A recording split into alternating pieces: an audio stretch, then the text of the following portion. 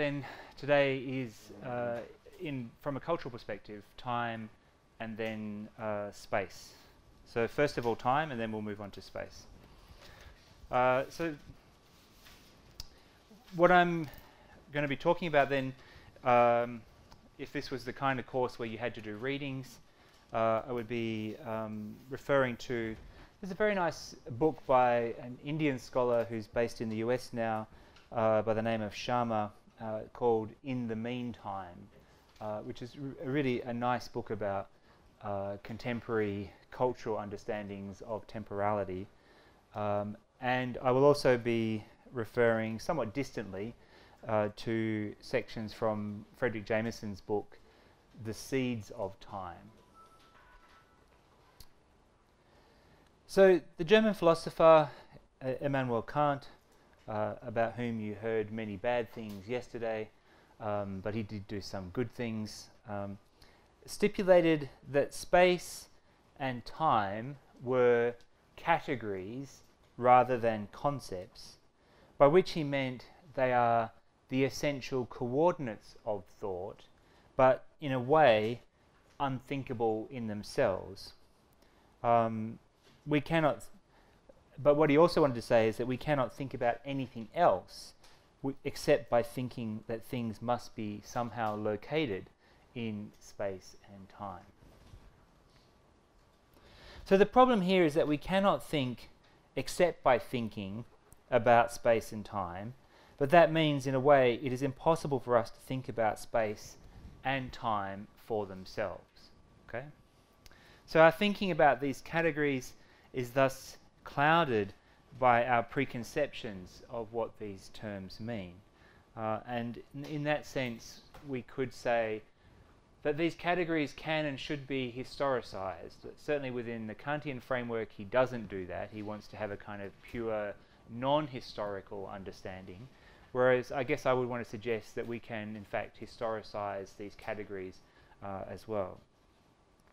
So in the 20th and 21st centuries, within critical theory particularly, there has been a fairly concerted attempt to try to break out of this paradox. So time and space have been shown to be anything but empty categories. Not only that, they've also been shown to be both multi-dimensional and highly political. So the central insight in this attempt to rethink the categories of space as being space and time as being something other than simply empty categories has been the recognition that people's lived time and space differ dramatically to the point where we cannot say that they actually coincide. So for example, as you are walking around a city, it doesn't really matter where, an Indian city, an Australian city, an American city, if you were to see a homeless man or woman sleeping on the street, sleeping in a cardboard box, at the entrance to a fancy apartment building, could you say that the space and time is the same for both the wealthy inhabitants of that building and that person sleeping in a cardboard box at the front entrance? Could you say that their time and space in fact even coincide? Are they in fact inhabiting the same time and space?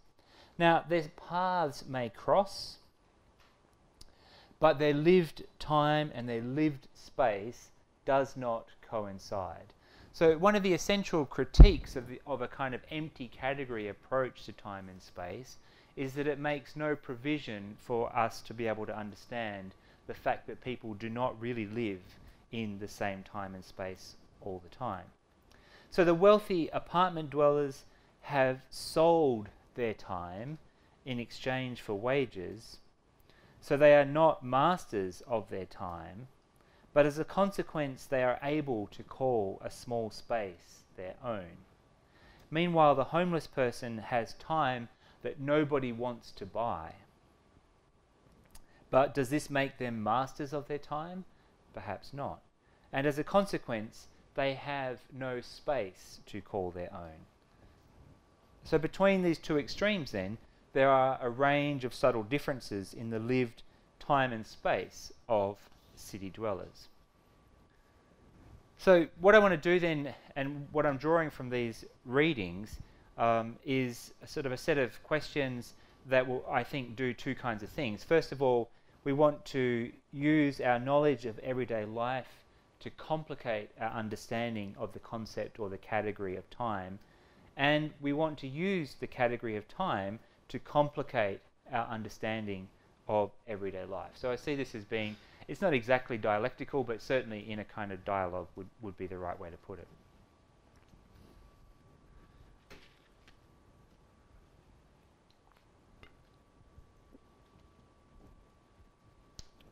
Now, I don't often find myself quoting the Greeks, but it is interesting and it's instructive to note that the ancient Greeks, from which a lot of Western philosophy is derived in many ways, had at least three distinct kinds of time. So they had three separate concepts for time, not one.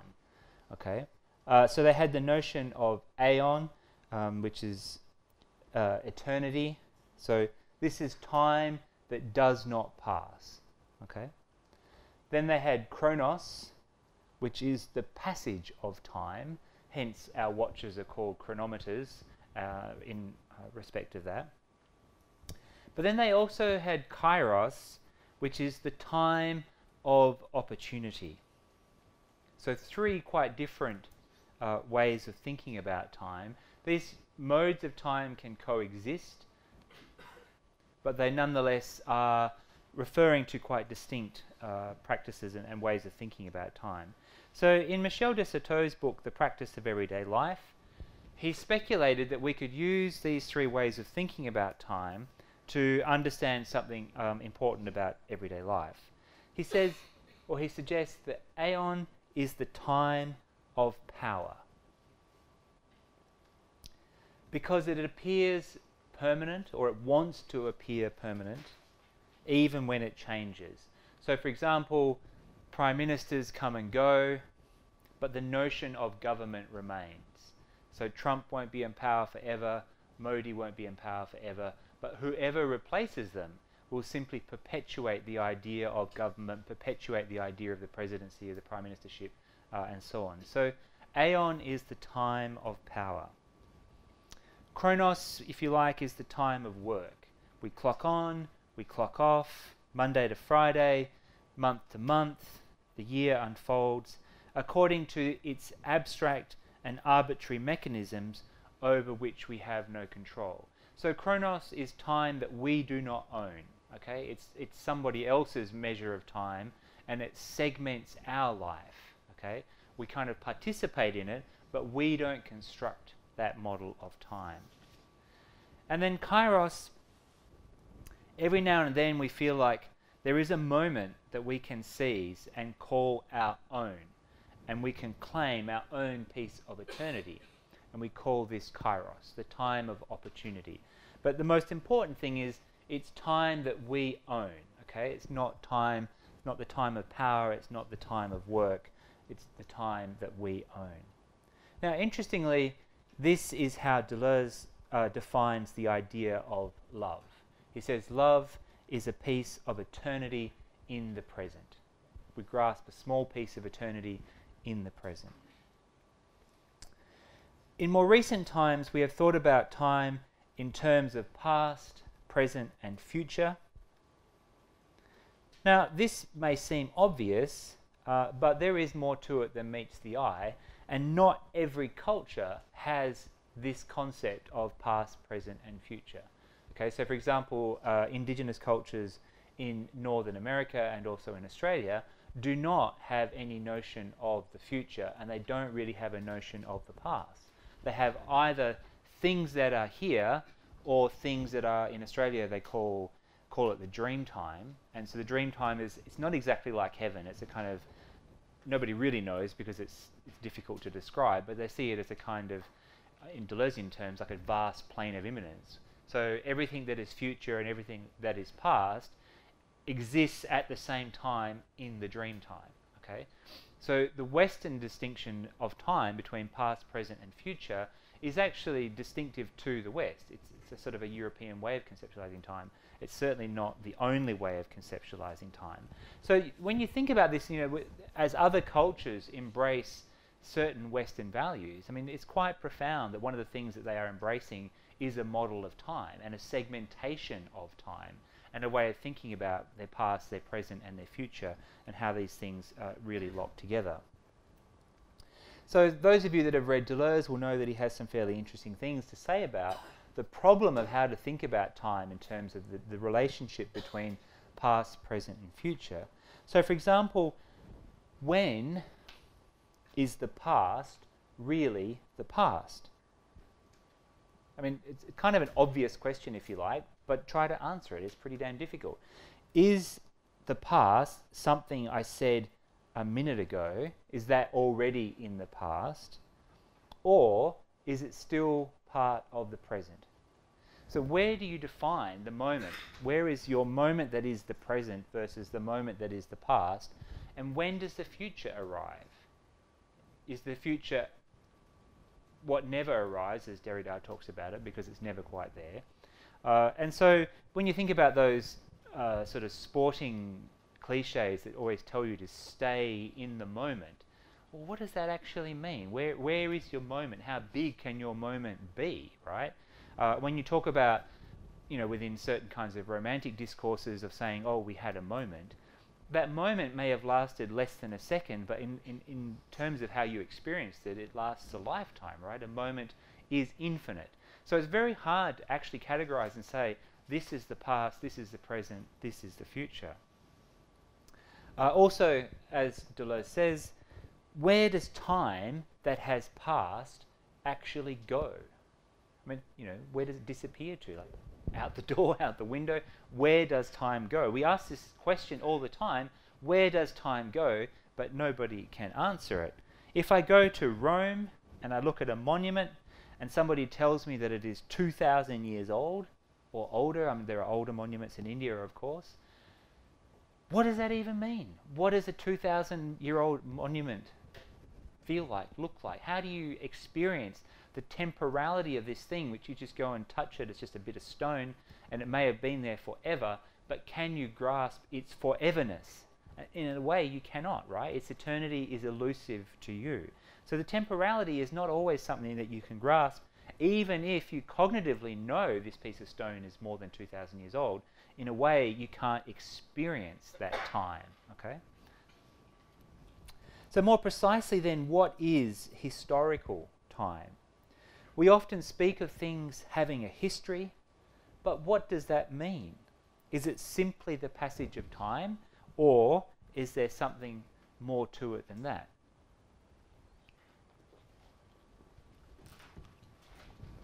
Now, the past then has a number of different states of being, if you like. We could do a kind of ontology of the past.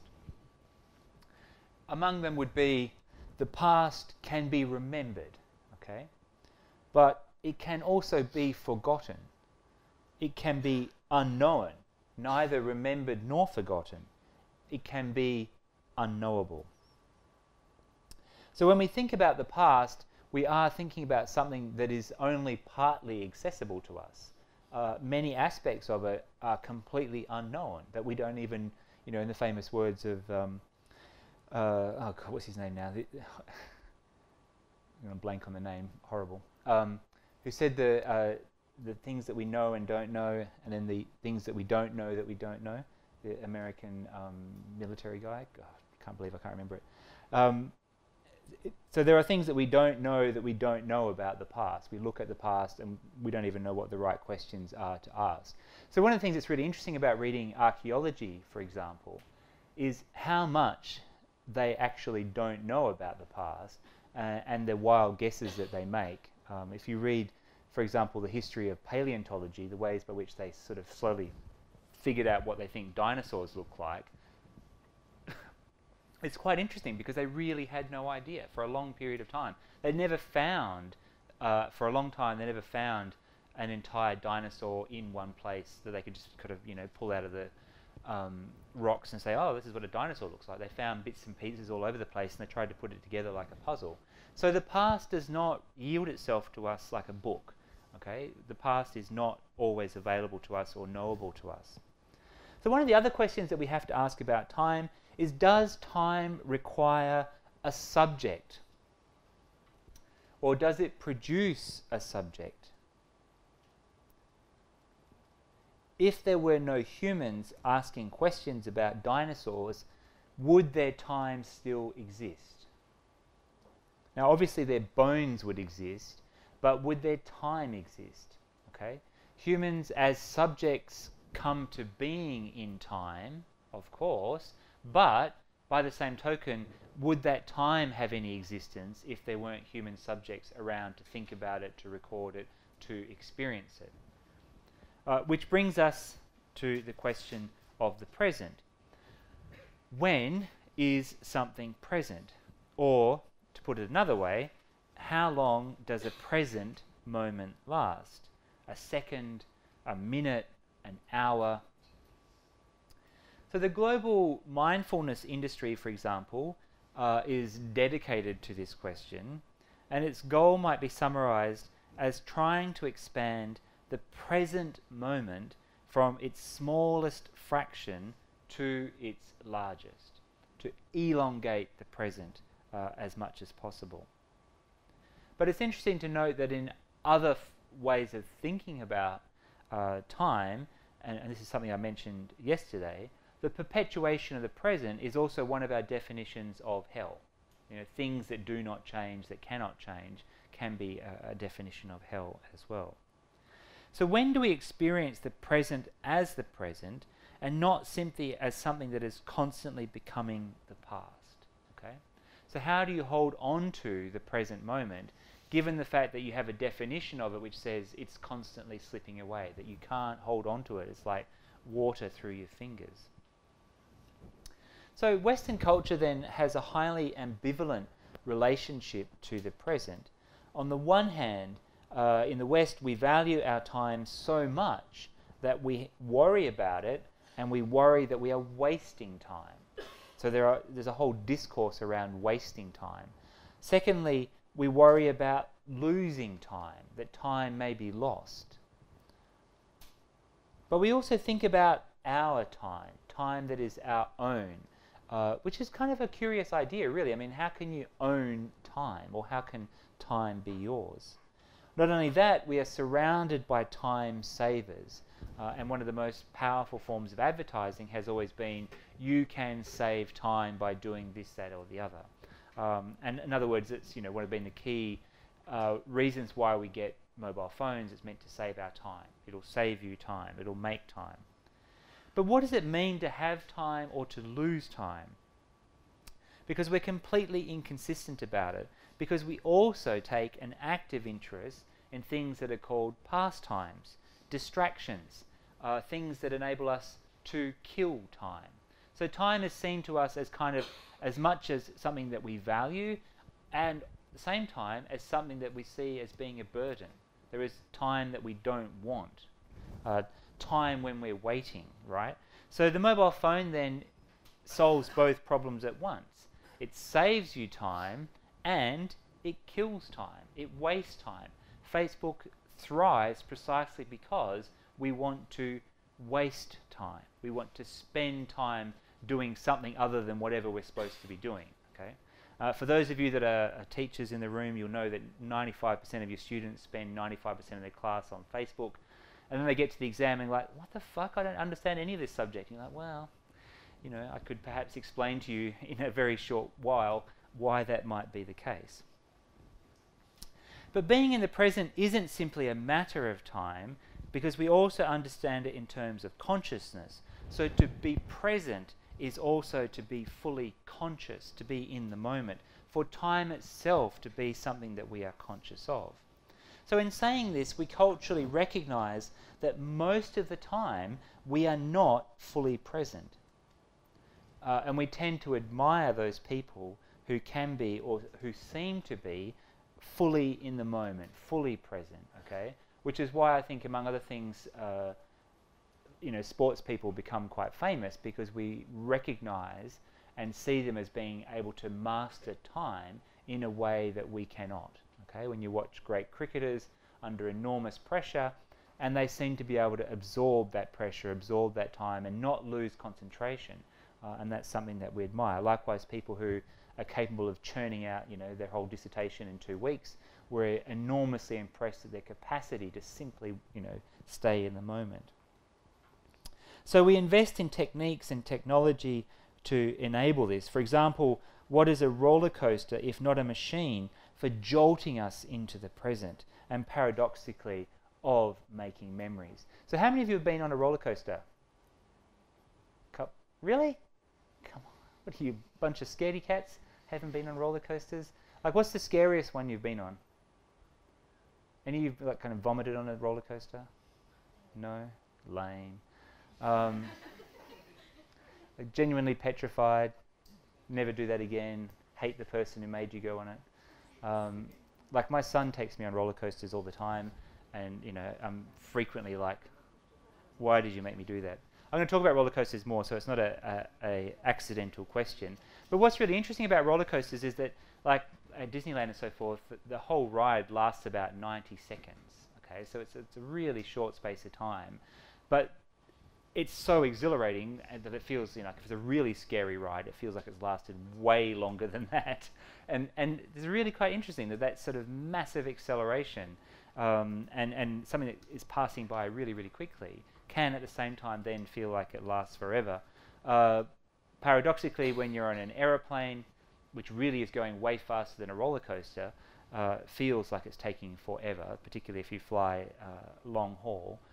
So, our experience of time and space is often at a real disjuncture. So what then of the future? Is that forever in front of us, never arriving, never present? So when exactly is the future? Is it 1 minute from now, an hour from now, a day, a year, and so on? So one of the things that we tend to say within a sort of cultural setting is that the future never arrives, and then kind of it does.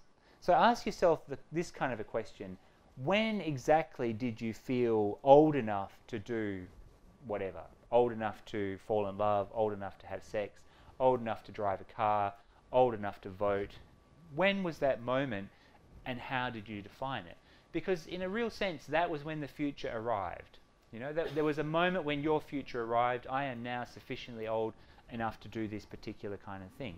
When you graduate from university, the future has arrived, but it's set in motion a different kind of a future which you still kind of wait for. I always find it quite interesting that in the States, the graduation ceremonies are called commencement ceremonies, which, to my way of thinking, commencement means the start of something, not the finish of something. But in some ways it's kind of right, because you finish school, but it's the commencement of your career. So the future arrives, but at the moment that it arrives, it sets you forward on a different kind of a path. So within philosophy, they tend to think of this in terms of the idea of the event. Okay? And the event is thought differently by a range of different philosophies, and I'm not going to go into all the details, but one of the key ways by which the event is thought of is as a disruption of time. That you can mark a moment when things used to be this way and now they are this way. Okay? For some philosophers, like people like Badiou and so forth, the only way we can begin to think about politics is in terms of the event, of moments of rupture, moments of transformation. For Badiou, the further dimension to it is that we must also adhere to the changes. We must have the conviction of change. And if you think about it, you do. Like, from the moment you think, I really am an adult right now, I'm in charge of my life, I'm the one who makes the decisions, you are adhering to the event. You have said, I am old enough, and given that I am old enough, I'm now going to adhere to that kind of a way of thinking about myself. So within politics, for example, there are, and within philosophy, there are two schools of thought regarding the future. And again, I'm summarizing a vast literature, and this is being drawn largely from the work of Jameson, who wants to talk about it in terms of utopia. First of all, it can never arrive. By definition, it is always just beyond the horizon. Now, we experience this vision of the future as hope or despair, depending on our circumstances.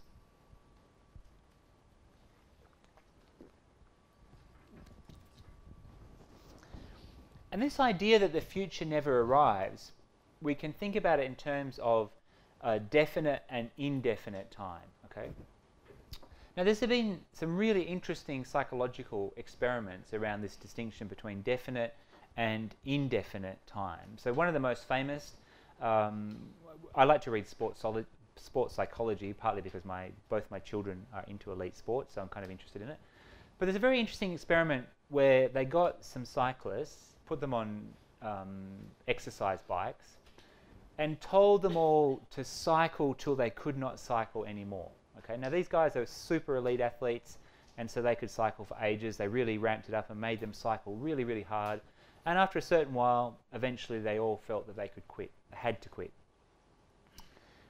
Then the experimenters said to them, now you have to cycle 6 more pedal strokes. Okay. Now remember, they'd all said that they'd had to quit. They couldn't cycle anymore, they were done. And yet, every single one of them could cycle 6 more strokes. So in a sense, they weren't done. They had more that they could do. So one of the things that the experimenters began to theorize is that psychologically we respond differently to definite time and indefinite time. Like, this lecture is bearable because you know it's going to finish. It would be unbearable if you thought it's never going to finish. And when it starts to feel like it's never going to finish, like 3 minutes in, you're like, fuck, how can I escape this? Oh, lucky I have Facebook. So our experience of time is quite distinct, whether we experience it as definite or indefinite. Will it end or will it not end? What are the conditions by which we begin to experience that? So when we think about the difference between paid labour and slave labour, for example, the crucial difference is not necessarily that you get paid or don't get paid, but rather that one is definite and one is indefinite. Your job is definite time. You know when you've got to go to work, you know when you stop. Slavery is indefinite. Your time is never your own. Okay. Now, if you go back to what I was saying yesterday about what has happened with digital technology, we have moved into a sort of realm of indefinite time. The mobile phone, the laptop and so forth extend the time of work indefinitely, so that we never have this sense of it's going to end at some point. Which, you know, if you think about what I was saying before about the psychology of time, it perhaps explains why contemporary workplaces are seen to be highly stressful. Of course they are, because you don't have any sense that this thing is going to end. You know, when will this end? I have no sense of an ending. And that is why we experience this idea that the future is never going to arrive in terms of hope or despair.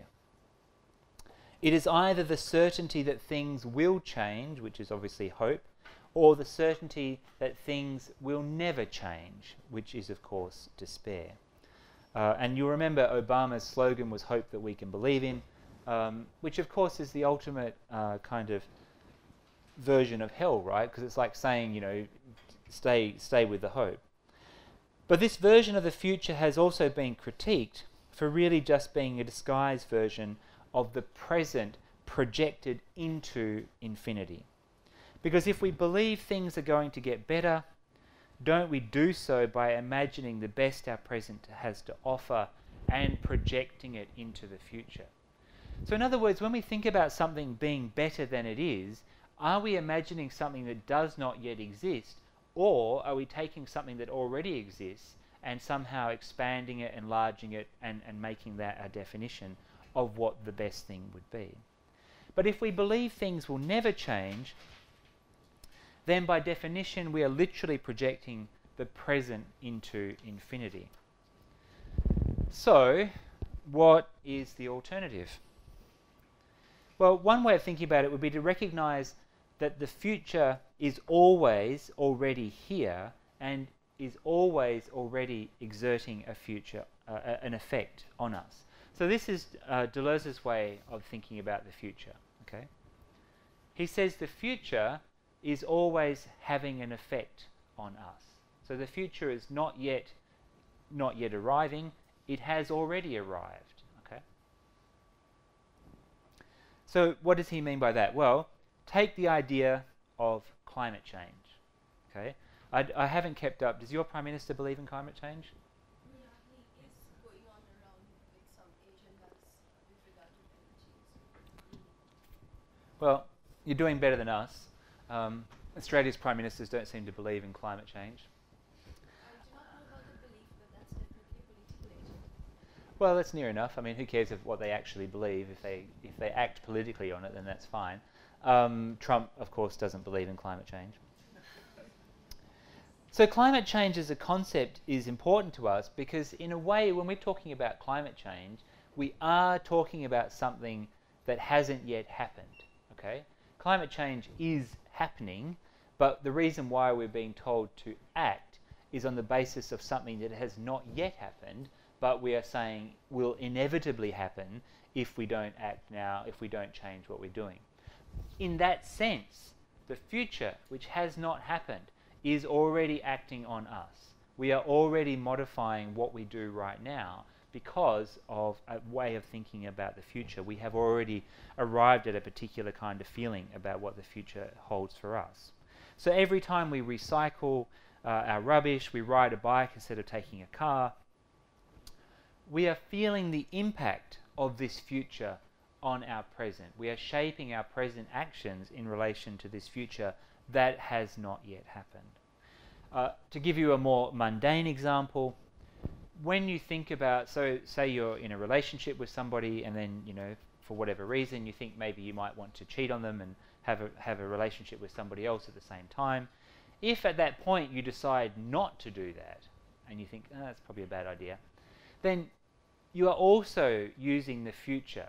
The future is also acting on you because you are saying, yeah, really that would be a bad idea. It's probably going to cause my relationship to fall apart, etc., etc. It'll be a disaster. So in other words, even in the most mundane of circumstances, the future is acting on you. So in that sense, the future has always already arrived. Okay.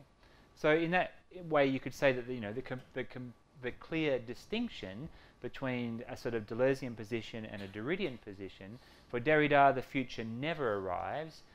For Deleuze, it has always arrived. Okay. Now, speaking of the environment, this brings us to a whole other order of time, which we might think of as geological time, biological time, and so on.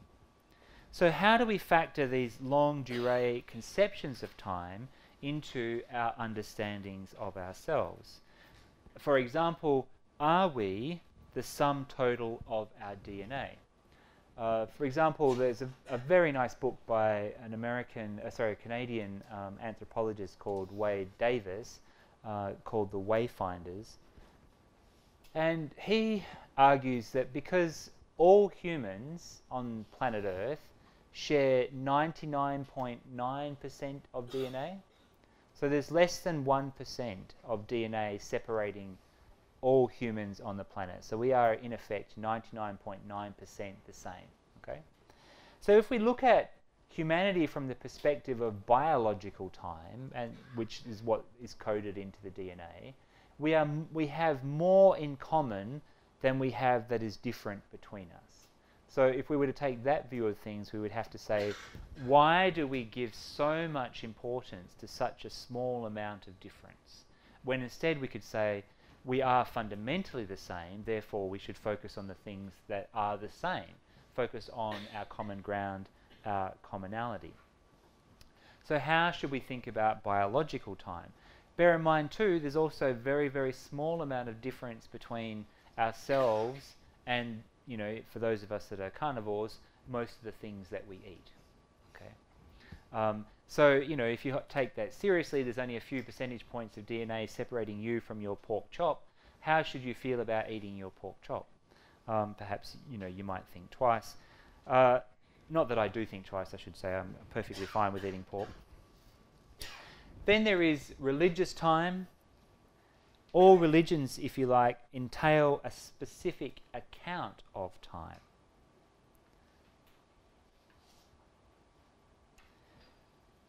Some would argue that those religions which hold to notions of fate or destiny effectively trying to eliminate the passage of time, because if you believe in destiny, then your time has already unfolded in the past, in the present, and in the future, sorry, and your present is already the past of that future which has been already written.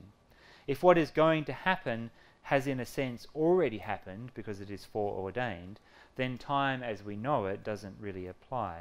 There is no past or future, there are only the passing moments of the present going forward to that future that has already happened. Similarly, religions that hold notions of rebirth also eliminate time in a different kind of way.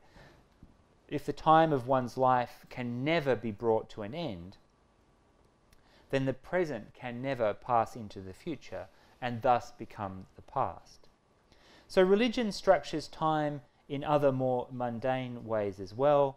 For Christian nations or Christian countries, if you like, the days of the week are named after gods, although the Monday to Friday are named after a variety of different gods, so they're not Christian gods, but nonetheless in Christian countries we still use these times. With the exception of Saturday, which is named after Sabbath, which is of course a religious day too. In the West, our year is structured around two major religious festivals, which most people don't believe in, Christmas and Easter. So even if we're not Christian, we still celebrate them. Although, I mean, they're kind of distorted, right? Like Easter, giant bunny, what has that got to do with anything? It's the most sort of pagan. Do you celebrate Easter here at all? Not even for the chocolate? No? I mean, we celebrate Easter in Australia, but I don't think anybody actually really thinks it was, you know, the moment of resurrection or anything like that. But, you know, we do like the chocolate. And likewise, Christmas, you know, Santa Claus is more important than Jesus. Say it ain't so, but I'm afraid it is. There's another really nice book about time by Johannes Fabian, an anthropologist, and it's called Time and the Other.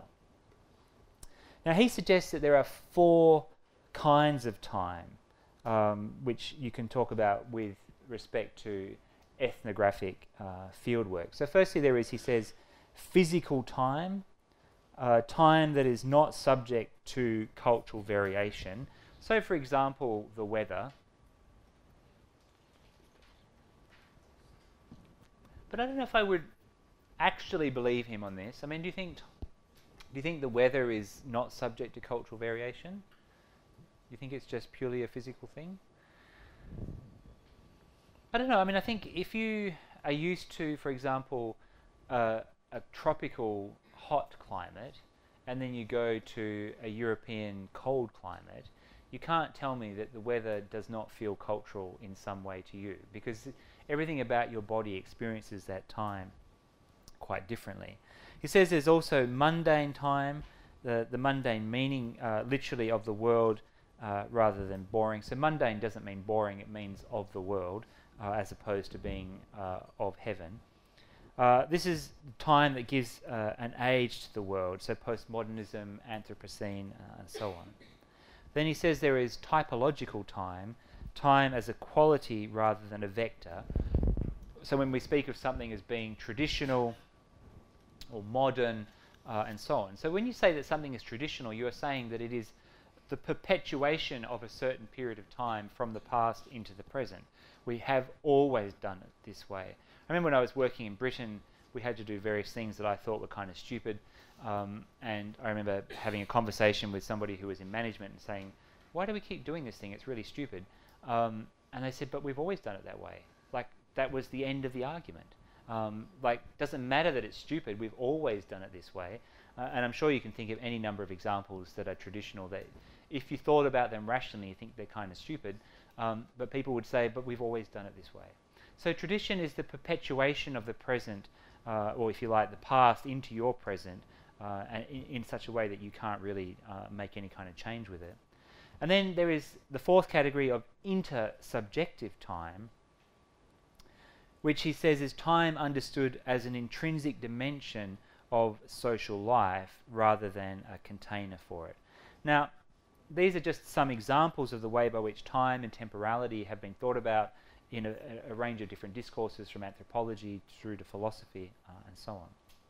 Now I'm going to turn then to the reading that I mentioned to you before from Sharma, because her key claim is that there is no single mode of temporality that we could use to analyse contemporary existence. So in other words, our decision can't be to choose this model of time or that model of time. She's saying we need all these different models of time. There is no way we could find one model that would be able to cope with all of them.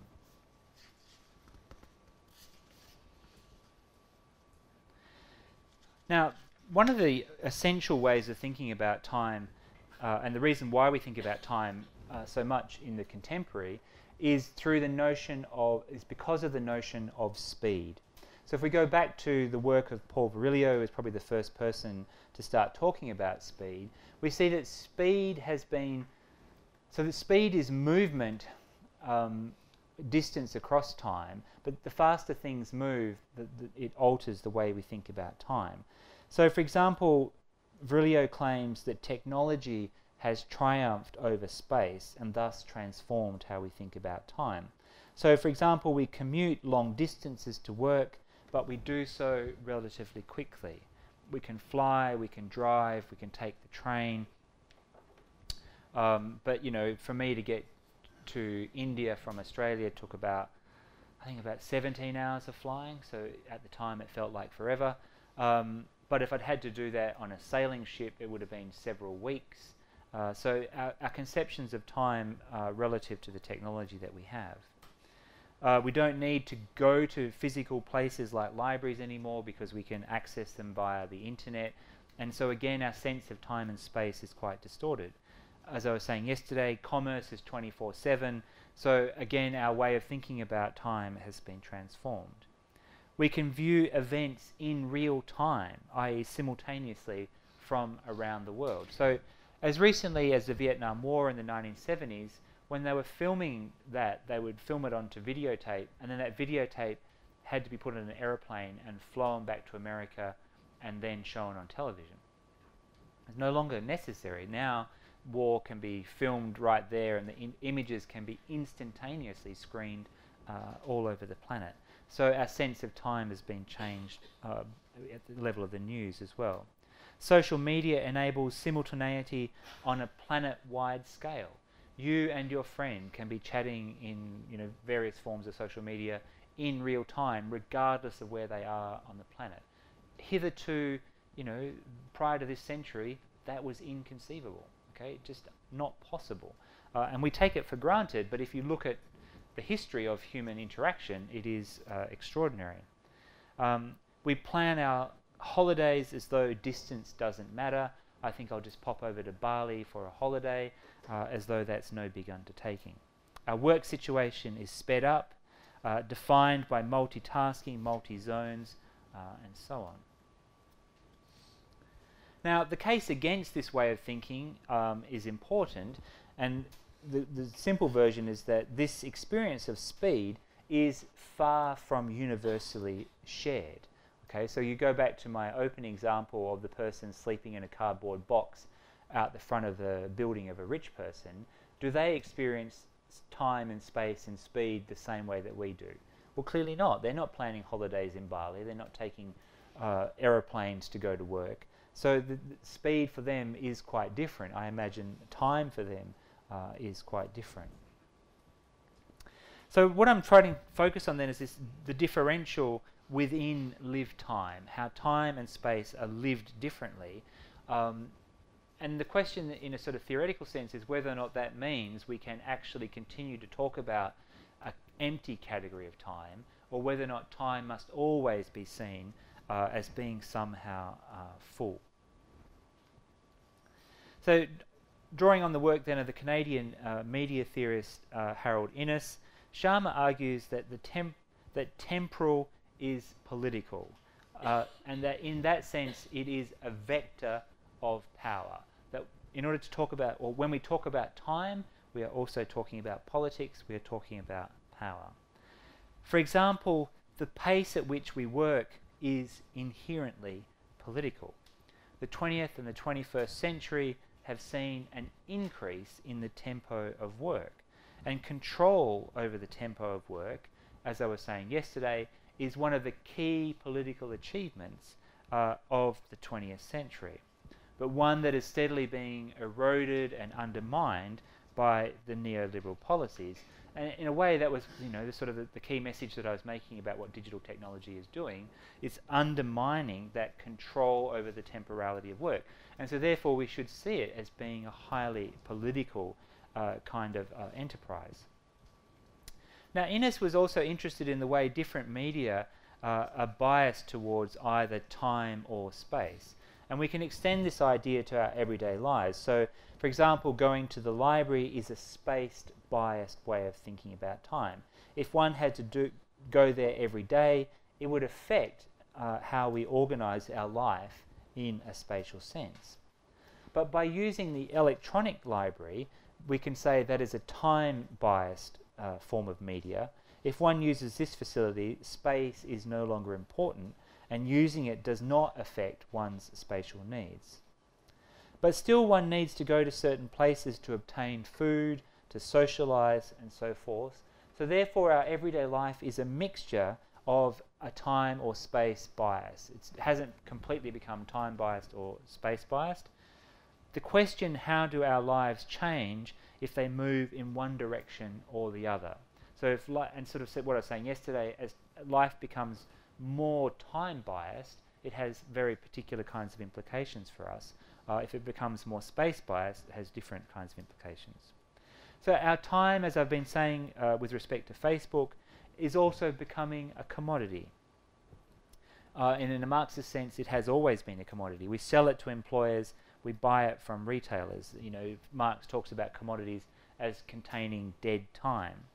Time is also a condition of possibility. We need time to care for ourselves and for others, for parenting. We need time to learn, time to exercise, time to think, time for politics. In other words, if you think about daily life and you think about what you have time to do, those are important ways of considering the structure of your life. If you do not have time for politics, then politics is going to steamroll you. If we are middle class and we are well off, we tend to take these things for granted. But imagine, earning $9 an hour and trying to raise your family. This would be an example that's relevant to Australia, not to India. How much non-work time you would have.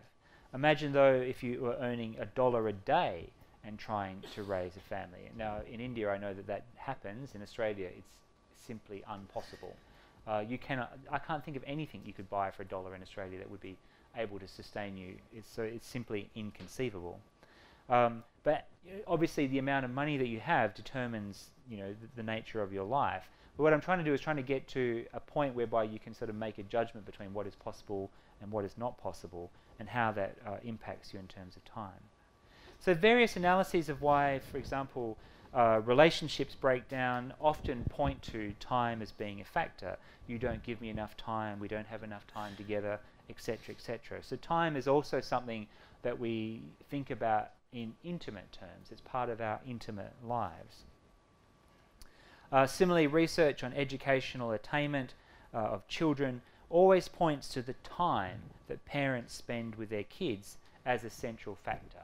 It's quite interesting research. In other words, the parents don't have to be wealthy, they don't have to be necessarily intelligent or high achievers, but the more time parents spend with children, the higher the children seem to attain in education when they get to university and so on, which means that there is a strong bias within a Western world towards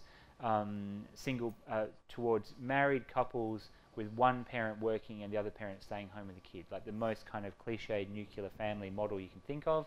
Kids within that example tend to do better. Happiness, for example, we tend to think of in terms of time being spent away from work as opposed to time spent at work. And what prevents us from using our time as we see fit. And perhaps that's the most important question of all for us in terms of our daily lives, of who controls our time. Okay? How is it distributed? If you are studying, is your time controlled by your teacher, or is it controlled by you? Are you using it to improve yourself? Are you wasting your time? When you look at Facebook, is that a waste of time? Is it productive time? And we employ strategies to manage our time. As I was saying yesterday, we use caffeine and so forth to speed things up, to change our ways of interacting with and thinking about time. So, speaking of time, it's now time for questions. Do you have any questions?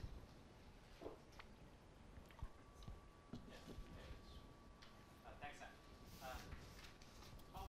About theme parks and Disneyland in particular.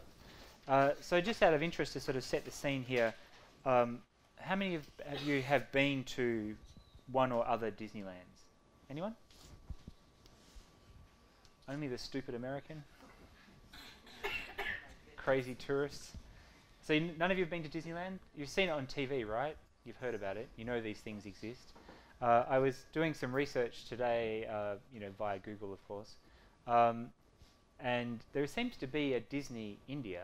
So you have not a Disneyland, but a Disney corporation.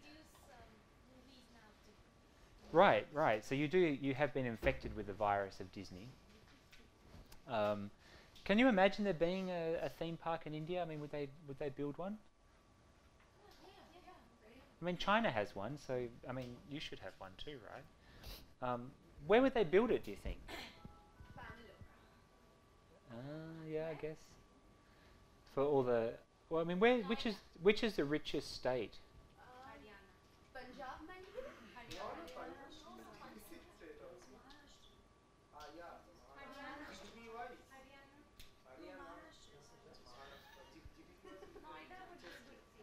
So it's an interesting geographical question. But when they built Euro Disney, quote somewhere which says that if Kohinoor was not taken, it would be split in the hands of the multiple split 20 in 20 sections in the hands of the rich Punjabis, and would be flashed off in their fat rich wedding. So that's basically how they are defining the kind of the gross income of people in accordance to states. So that was the text upon how the people judge. right. So it's usually placed in, I mean, it's hard to know how they figure these things out, because when they built Orlando, I mean, nobody went to Orlando, right? I mean, Orlando was a giant swamp full of gators, which it still is, right? Because they still eat people at Disney. And they created it, and then people started to come to Orlando. But when they built Euro Disney, they basically drew a map all over France and all over different parts of Europe to try to figure out. They were working on a 2-hour radius. Where could you situate it so that within a 2-hour radius you had the maximum number of people? And so where they ended up putting it in France, within a 2-hour radius, you've got something like 100 million people. Now, if you were to take that idea and put it in India, it's like a meaningless idea, because like practically any state in India, a 2-hour radius would be 100 million people. But in a way, it would be useless to you if within that 100 million people, 98 million of them couldn't afford to come into the park. So you'd have to situate it somewhere near a highly visited city. So what would be the most visited city in India? I mean, my guess is Mumbai. Would that be right? New Delhi as the most visited?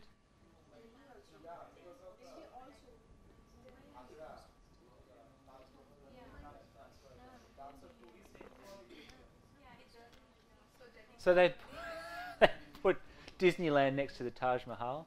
I could see how that would work. That could be appealing. I mean, would that be seen as a travesty? Would the people of India be up in arms at the idea of a giant Disneyland theme park?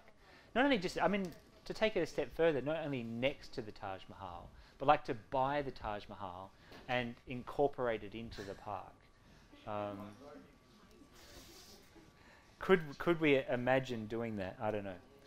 Alrighty, so why am I going to talk about theme parks? There was a very nice book edited by an American architecture critic by the name of Michael Sorkin, and the book is called Variations on a Theme Park. Now, his hypothesis is that Western models of urbanization are trending towards theme parks. Okay, so that in other words, the theme park does not define something that is outside of or beyond the realm of the urban, but in fact defines the ideal version of the urban.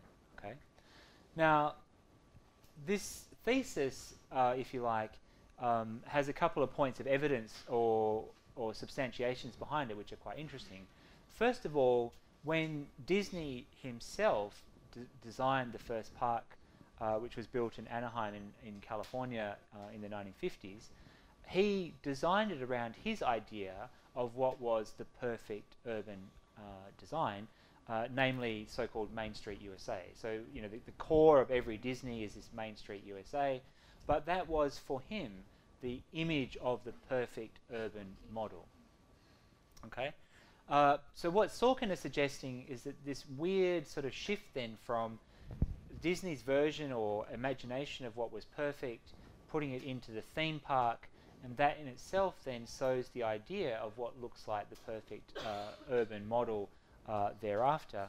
Now this may sound crazy, but I don't know if you've been reading lately, but you know, Bill Gates, the man, you know, one of the richest men in the world, has lately declared that he wants to build the perfect city in which there would be allowed to be only 80,000 residents. I don't know exactly how he comes up with this number, but maybe, anyway, who can tell. But what's interesting about this model of the perfect city is that in many ways it's a theme park, right? Because it's going to be circumscribed, this is our city, you know, you other people who are not worthy of living in our city are going to have to live over there. Those people who live in this city are going to live in a city that's designed by me because I'm Bill Gates and I'm awesome and I know, you know, what is perfect. It's going to be a theme park. So Sorkin's hypothesis, I think, is quite an important and interesting one for us to think through, and that is that the theme park defines and continues to define our image of what counts as the ideal form of the urban. So that's one way in which I want to set the scene. The other way in which I want to set the scene a little bit is to kind of give you a little bit of a super quick thumbnail sketch of Jameson's theory of the postmodern, which I think is also relevant to this conversation. So in his paper, Postmodernism or the Cultural Logic of Late Capitalism, which was published under a slightly different title in its first form in 1982, under that title in 1984, and then subsequently revised and extended and become the introduction to the book of the same title, which was published in 1991. So these dates are important. This paper took a long time to finally get itself finished, without necessarily changing its hypothesis too much, but it still took a time. So his hypothesis then is that culture, as we know it, is reflective of changes in the structure and the logic of capital. That's why he calls it the logic of late capitalism. So that culture reflects capital. And he identifies 5 symptoms of what he wants to call postmodernism. Now, bear in mind, the term postmodernism was not coined by Jameson. It had been around for a very, very long time. So this is only one version of what we want to call postmodernism. There are other versions, and we can argue about that in question time. So his 5 symptoms are, first of all, what he calls the depthlessness of the image or the waning of affect. This idea of the waning of affect has been argued about by a lot of people, particularly Brian Massumi, who seems to think that Jameson is wrong because affect is still important to us. But in a way, that was never what Jameson was trying to say. And what he means by the depthlessness of the image or the waning of affect has to do with our experience of art, and more importantly, the way by which certain models of art are constructed. And so his image of that is the distinction between Van Gogh's peasant's shoes and Warhol's diamond dust shoes. Okay. Now, his hypothesis is that older models of understanding art, when looking at Van Gogh, look at it and say, we can't understand those shoes, that image, unless we try to reconstruct the life that would give meaning to those shoes. So unless we start to think about what it meant to be a peasant in Europe in the late 19th century, working in the fields, to see that the mud on the shoes reflects having to trudge through the mud to go to work and so on and so forth, that if we don't reconstruct that life, then we cannot understand the image. So that's what he means by affect, if you like.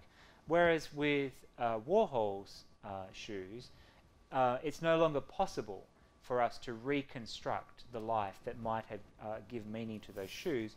Therefore, we respond to them in a quite different way. And so therefore we have to affect changes in relation to those images. Second symptom is, he says, the weakening of historicity or slash the kind of rise of pastiche, particularly within art, but kind of in a sense all around us. So pastiche is defined as, if you like, sort of repetition or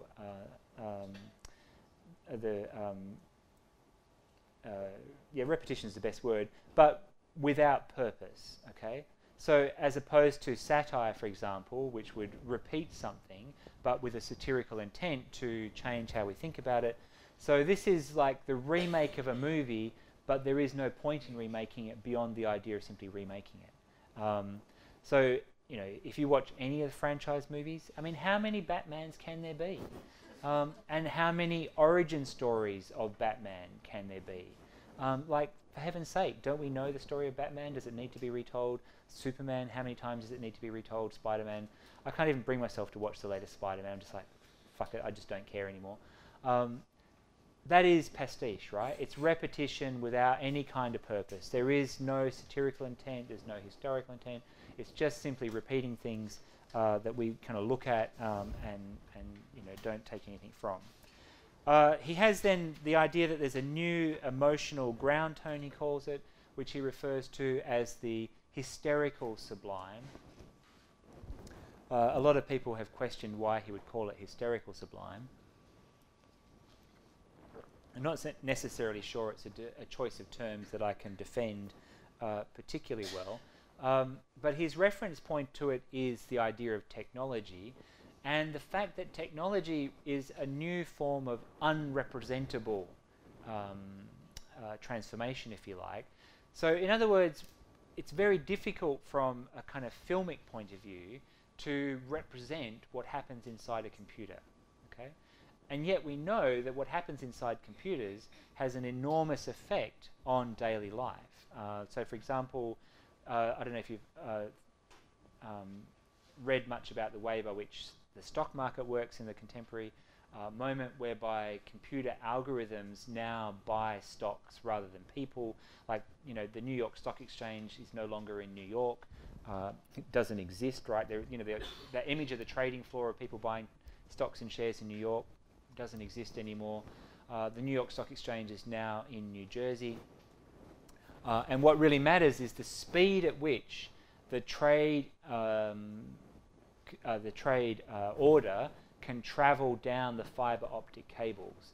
So now corporations pay to have their own computers co-located with the stock exchange computers so that their computers can go faster and get their stock orders in faster than other people who have had to travel a slightly further distance. Now, if you think about this, we're talking like fractions of seconds, like nanoseconds, okay, as being the difference. And this has a really interesting effect on those people who cannot afford to have their computer co-located at the New York Stock Exchange in New Jersey, because it means that the speed at which the trades can take place is such that, and this is meant to be illegal, but they don't know how to police it. So say you are you're in Mumbai and you want to buy something in New York, your trade order is going to take, I don't even know what the numbers are, so I'm just going to use imaginary numbers to give you the image. But let's say your trade order takes 1 second to get from Mumbai to New York. If I have a computer that's co-located in New York, or in New Jersey I should say, it can get there in parts of a second. But that means in the, the fanciful world of the computer, I actually have time to know what you are going to order. Because like your order is still traveling like a pigeon across the ocean to get to New Jersey. So I can see what you are going to buy before your buy order has even got to New Jersey. I can go ahead and buy the thing you wanted to buy before your order even gets there, and then sell it to you when your order arrives. Okay? So the speed at which transactions are taking place now is so impossibly fast that only machines can cope with the speed. Okay? And so algorithms now determine what happens on the stock market, not people. People design the algorithms for sure, but once those algorithms are in motion, they move at such a speed. And because they've recognized that if you are making parts of a cent on a trade, if you trade enough volume, as LBJ famously said, a billion here, a billion there, pretty soon you're talking about real money. It's enough for it to go, if it's going fast enough, if you're making enough volume, you can make money, even though you're only making infinitesimal amounts of money. Now, all of that's by way of saying, how would you film that? How do you film something that's taking place at an impossibly fast speed in the closed box of a computer, etc., etc.? So that's why Jameson calls it the hysterical sublime. It's a new form of the sublime. It's a new form of something that we can't actually see, but nonetheless it kind of boggles our mind once we try to think about it. But it's a new representational problem for art, for film, to try to come to grips with and create a form by which we can represent that to ourselves. And thus he says we have a new relation to technology, a new geopolitical aesthetic, and one of the ways for which we can think about this is through the, the kind of the vast movement of people. How do we represent to ourselves a globalized planet? Okay, so taking a picture from space of the whole planet is fine, but in a way that's not the globalized planet. The globalized planet is recognizing that every single thing you do in everyday life is only possible because the planet is globalized. As I was saying yesterday about your mobile phone, the components from your mobile phone come from 60 different countries. So how do you represent the fact that your phone is this massively globalized kind of commodity with all kinds of connections elsewhere? And then the last symptom, which is of course the main symptom we're going to talk about here, is he says there has been a mutation in built space itself. Okay? And the main kind of mutation that he wants to talk about is the proliferation and the construction of self-enclosed, what he wants to call total or complete spaces, by which he really means the shopping mall. Okay? And I know for a certain fact that India has many shopping malls. I have been to, as you know, for purely for research purposes, have been to Indian shopping malls. And they're not so different from shopping malls anywhere else in the world. It's like a virus that has, Jameson has this beautiful phrase that has spread across the world like a toxic moss, which I think is quite accurate. But the thing that's crucial about the idea of the shopping mall is that it is a self-enclosed private space that regulates very rigidly who can enter and who cannot. So I remember going to a shopping mall in Calcutta, for example, and there was this huge, big, shiny building, and everything inside it was shiny and expensive and so forth. But outside it, you had people who clearly could not afford to buy any one single thing inside that building. And it was, a really stark example of how the shopping mall functions. It's like it's dropped from space and planted itself in the urban environment. So the question that we're kind of asking ourselves is, what does it say about the urban fabric that these things actually exist? Because very clearly, the idea of the shopping mall is predicated on these radical distinctions between those who can enter and those who cannot. and it clearly does not want to replicate the city outside itself. Like, the whole point of going to the mall is that you do not have to encounter those kinds of people who cannot enter into the mall. And that's true of malls all over the world. Okay, every mall I've ever been to, and I've been to many of them, are premised on this kind of an idea. So the question then of getting back to the idea of Disneyland is that the shopping mall wants to make itself a destination unto itself in its own right, that you want to go to the shopping mall, and you want to go to the shopping mall even though you don't necessarily want to buy something. Okay? So what we're also witnessing then is the transformation of the idea of shopping. Shopping used to mean I'm going to the shops because I want to buy something, to now it means I'm going to the shops and I'm going to do some shopping, but I may not buy something. So shopping has become a cultural experience in its own right, which is a very curious kind of a thing. What does it mean to go shopping if you're not actually going to buy something? It's the most curious thing at all. And, you know, I don't think, there's a kind of cliche that this is gendered, right? That only women do that stuff, but it's baloney. Men do it too. They just don't talk about it, right? You know, what goes on at the mall stays at the mall. All right, so that's by way to set the scene. Now I want to talk about theme parks. It's unfortunate that most of you or all of you haven't been to a theme park, but I'm fairly sure you've all seen theme parks. Okay, so why talk about theme parks, particularly within the context of a series of lectures around urbanism? Well, partly they are, to me, intrinsically fascinating, but also because they are seriously strange places, because they promote the idea that the simulacra is better than the real thing. Okay? And that's what's fundamental to the mall, that the simulacra of the city street is better than the real city street. You'd much rather go in the shiny new fake city street than the dirty real city street. And in that sense, they encapsulate a major cultural shift that has been underway in the West anyway, at least since the 1950s, away from notions of the real, of authentic, towards the hyper-real and the inauthentic. So in the early 1970s, Umberto Eco published a very nice book. If you haven't read it, I highly recommend it, which its American title is Travels in Hyperreality. And it's about his journey to America. And bear in mind, this is, you know, a highly cultured Italian guy, you know, who studies medievalism and semiotics. And he travels to America. And I think you could pretty much summarize this whole book, Travels in Hyperreality, as what the fuck. He walks around the whole of America going, what the fuck? I don't understand anything like this.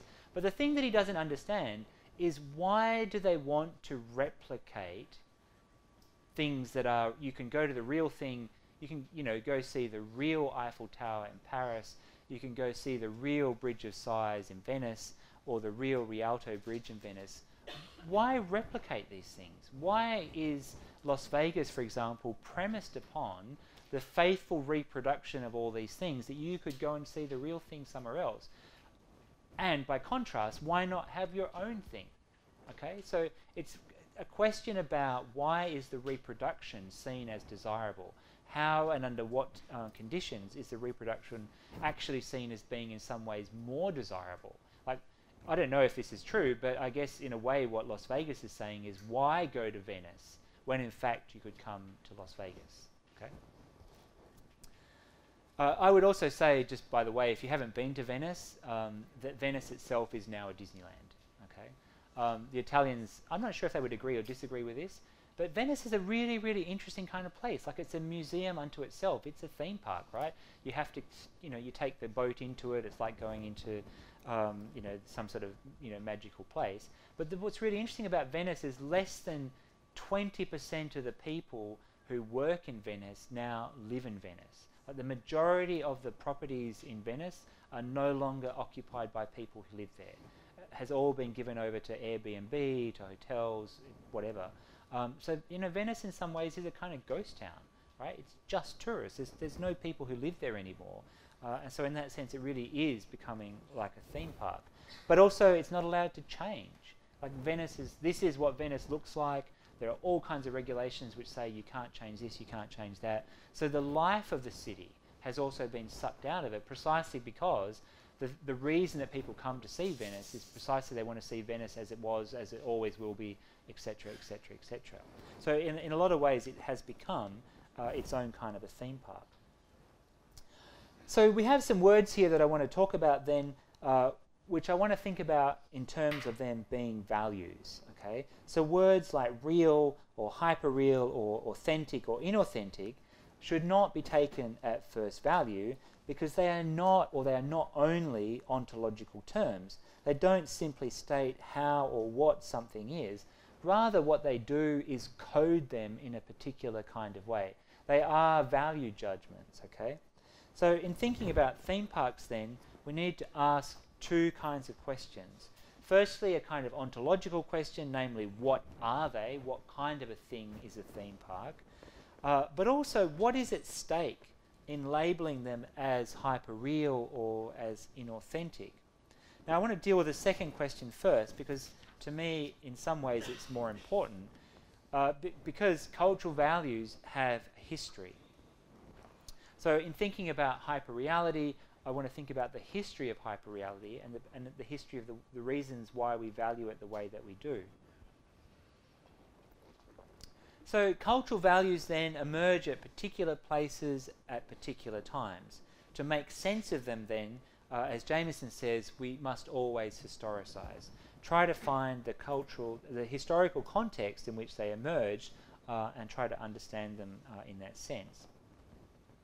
So in 1971, Lionel Trilling published a book called Sincerity and Authenticity. Out of interest, has anyone read that? Nope, that's been lost to the mists of time. Would have been true in Australia as well if I asked anybody if they'd read Sincerity and never heard of him, gone. How about Heart of Darkness? Anyone read that? Hands up? Yeah, so that would not be true in Australia either. Most of my students like, Conrad, what?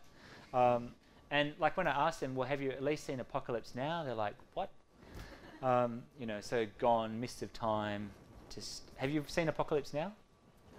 Yeah, see, like you're better students in Australia.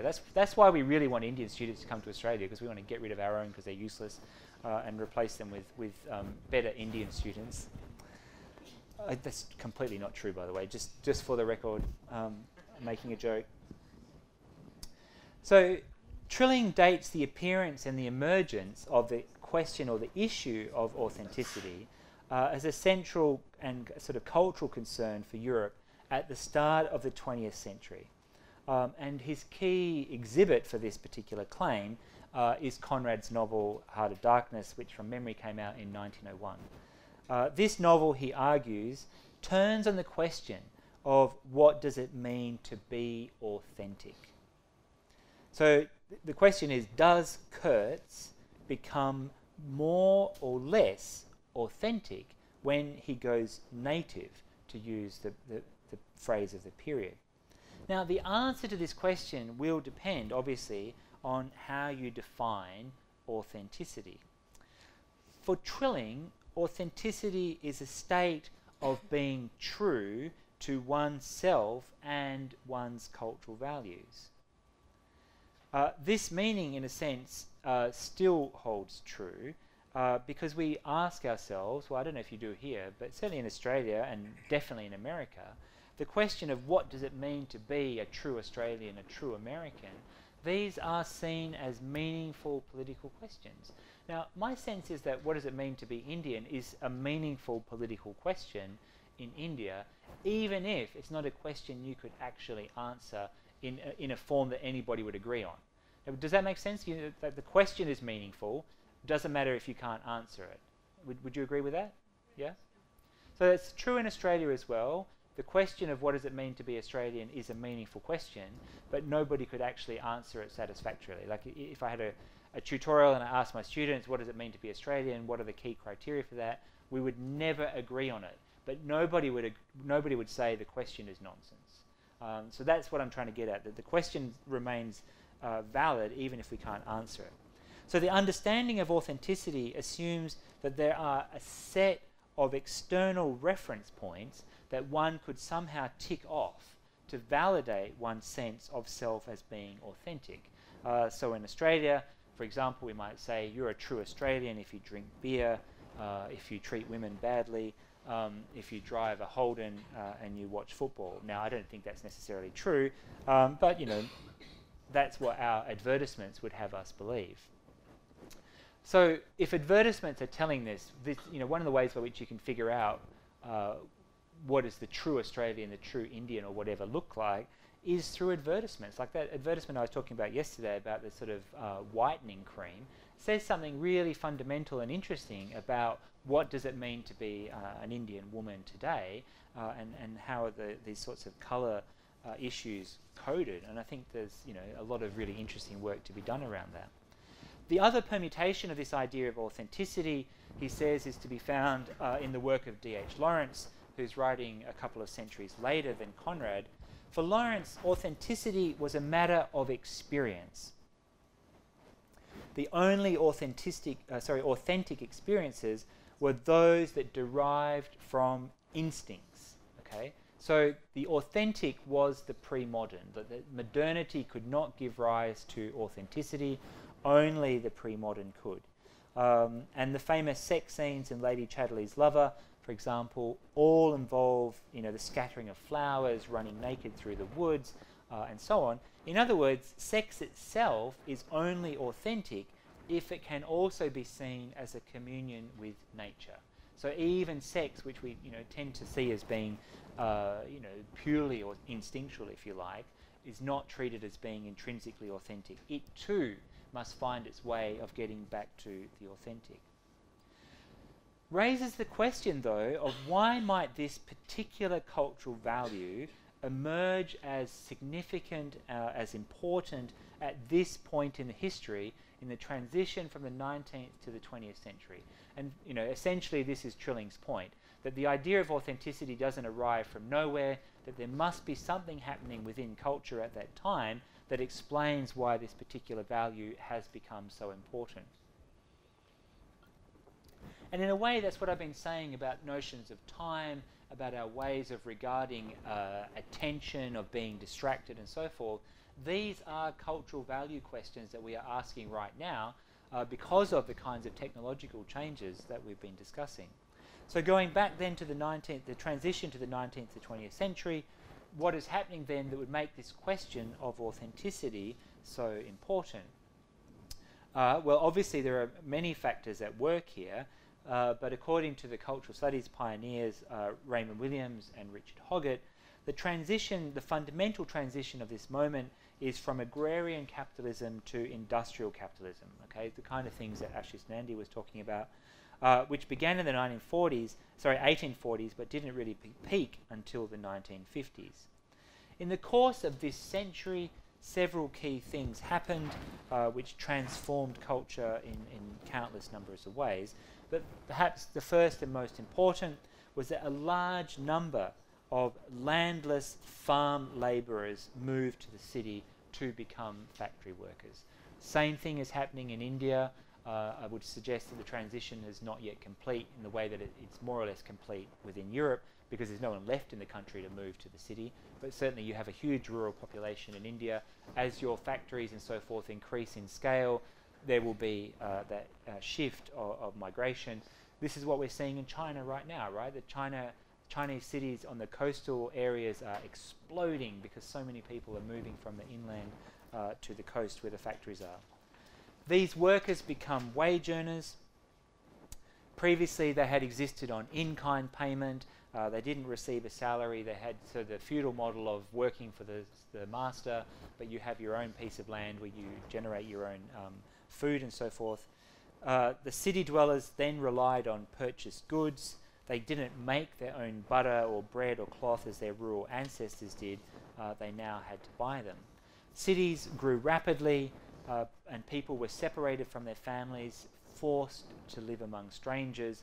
So the cultural and social models that had existed for centuries were, in the space of a generation, completely transformed. Factory work was unchanging. It's unaffected by seasons. It takes place in a sort of perpetual light. There is no weather, there is no sunlight. Night and day have all changed. So in the space of a century, all these things were changing and taking place. What we're seeing now in China, and I think in India as well, is that this change is accelerating. In Europe, during the Industrial Revolution, the Agrarian Revolution, the Industrial Revolution, you know, it's 2 centuries. What's happening in India and China is like 2 decades. Okay, so the pace of change has massively accelerated. So you can expect there will be sort of cultural shifts that go with it. Now, obviously, I could list more, but I hope you kind of get the point. And it's something like this. Life lost contact with the earth, with nature, and as a consequence began to feel inauthentic to a generation of people who looked back on a life which most of them had never experienced with nostalgia.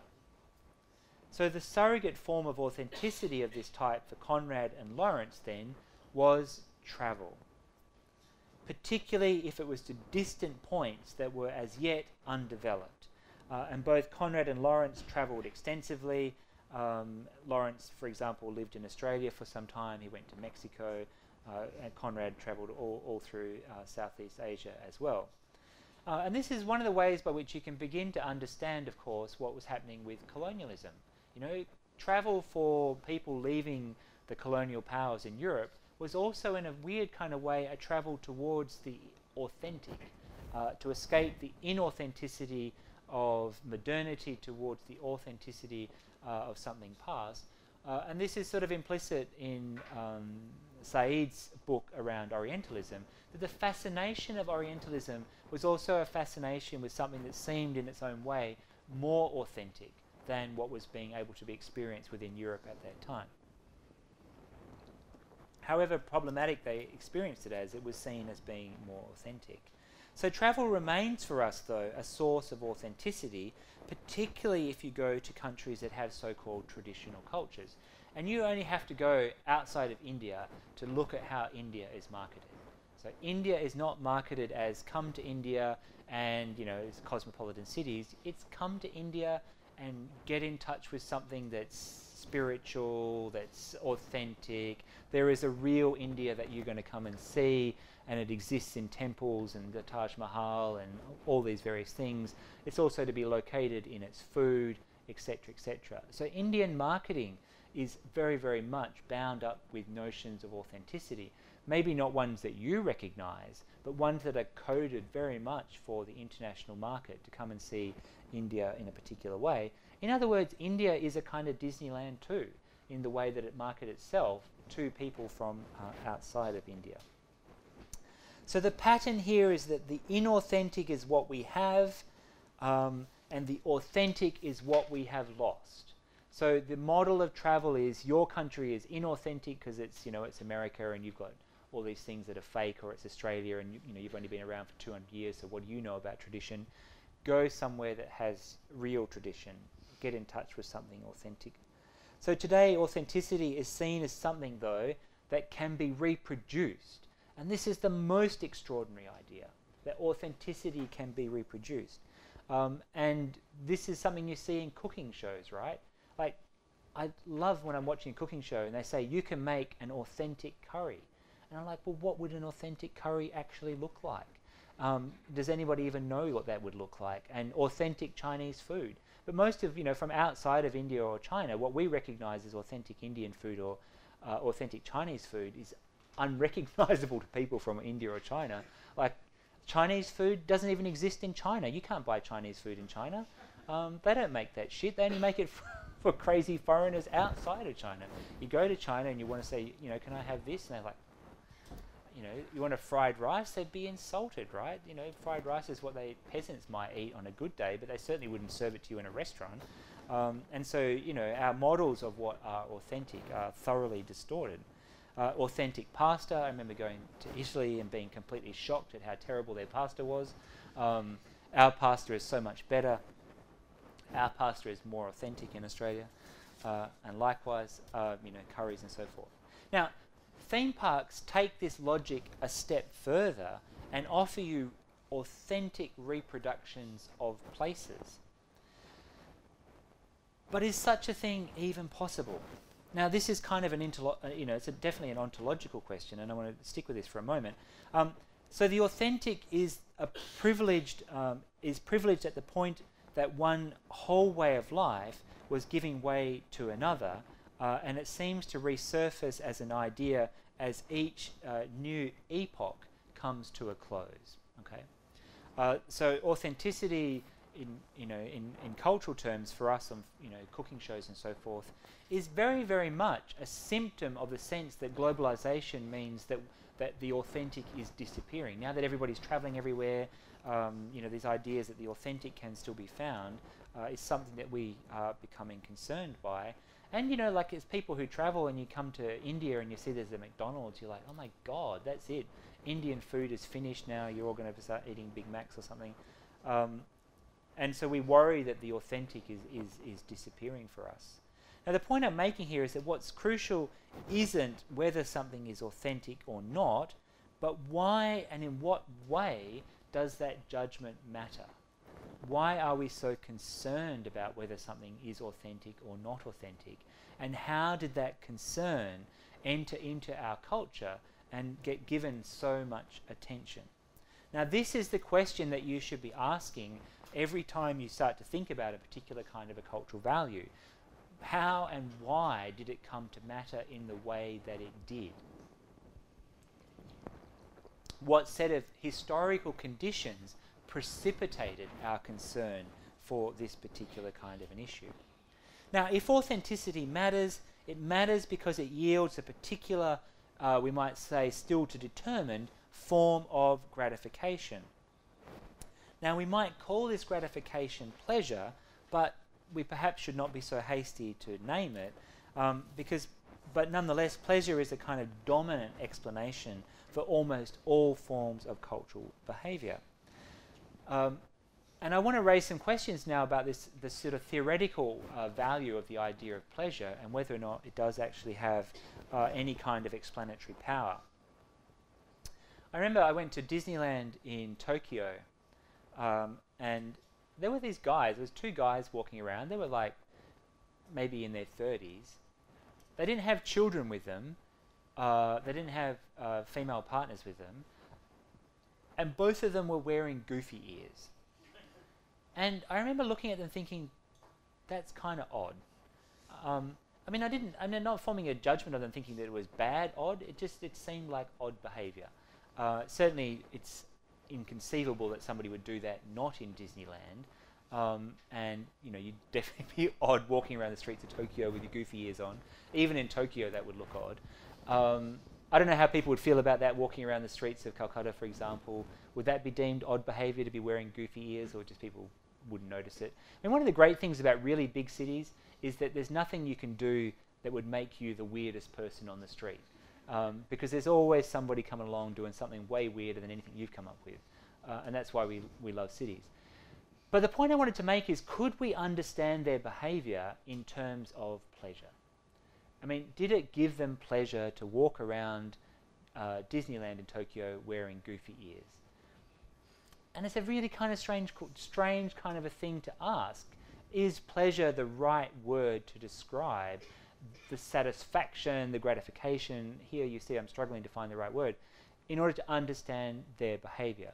So one of the things I want to do now is just sort of question whether or not pleasure is the right mechanism for us to understand cultural behavior, because through most of the 1980s and 1990s in cultural studies in Australia and America and elsewhere, pleasure was seen as the dominant explanation, that people wouldn't do something if it didn't give them some kind of a pleasure. Okay, you don't look at your mobile phone 270 times a day because it doesn't give you pleasure. I want to question that. Now, pleasure is a sort of crucial, critical problem for cultural studies to look at because of the explanatory power that we are given. But my point is, we must question the assumption that pleasure actually explains anything. And this question is, as I'm suggesting, particularly poignant with respect to Disney, because in Disney, the one thing they really don't want to talk about is pleasure. Okay?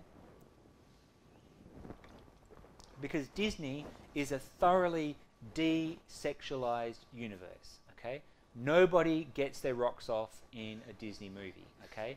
You can't talk about sex. There is no kind of mention of sex. Disney is a desexualized universe. So from that point of view, is it the right word to use in trying to think about a theme park, this notion of pleasure? Or more particularly, can we think about pleasure in a desexualized way? Okay, so the term pleasure comes into cultural studies from psychoanalysis as kind of the diluted form of jouissance, which of course actually means something like orgasm. So it's very, very hard for us to separate it away from the sexual.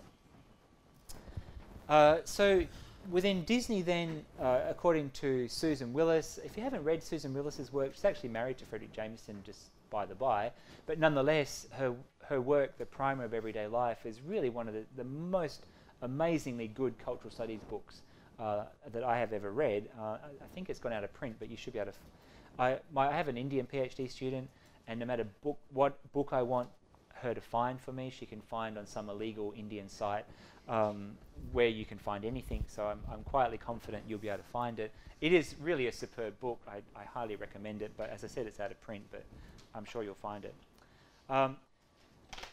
So she says that that to understand Disney, one of the things we have to start to see is that it, despite being a sort of carnival, and one of the sort of the main things that happens at Disney is the Disney parade, the big parade that happens every day at like 12 o'clock or whatever, which, let me just say as an aside, is really, really interesting now because it has been completely taken over by Star Wars, right? So Disney bought Star Wars, and like their most kind of potent attraction is now Star Wars, and they're rebuilding a huge section of Disneyland in Orlando.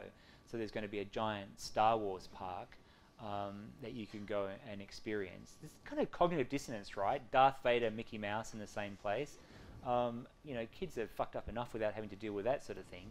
But what's really interesting is that the side of Star Wars that they use the most is the stormtroopers. I mean, I think this is really fascinating. They've got stormtroopers marching all around Disney right now to this Imperial March. I mean, I always thought that, you know, the Jedi were the good guys, so you'd think that if they were going to have people marching around the park, it would be Jedis, right? But no, it's stormtroopers, and it's this, you know, huge Imperial music. I mean, there's a whole PhD to be written on how the bad guys of Star Wars have the largest amount of popular culture attention. You can just, you know, hear Baudrillard already writing this in his place in the hereafter, you know, talking about the sort of vast paranoia that's, you know, taking place within Disney. But, you know, we will save that conversation for another day. So what the kind of parade has to do, according to Susan Willis, is suppress the idea of the carnivalesque. So it's a carnival without the carnivalesque, okay? I don't know if you know the history of the idea of the carnival, but carnival means to eat meat, right? You know that? So carnival happens in Europe at the end of winter, and all the food that they'd been storing to get them through the winter is now consumed because spring has arrived, and it's a time of regrowth and renewal, etc., etc. So carnival literally means to eat meat. Now, the Russian theorist Bakhtin wrote the book on the Carnivalesque and talked about the different ways for which carnival was a moment of a kind of reversal of values. So, you know, values to do with probity, towards saving, preparing yourself for, you know, to survive winter, so on and so forth.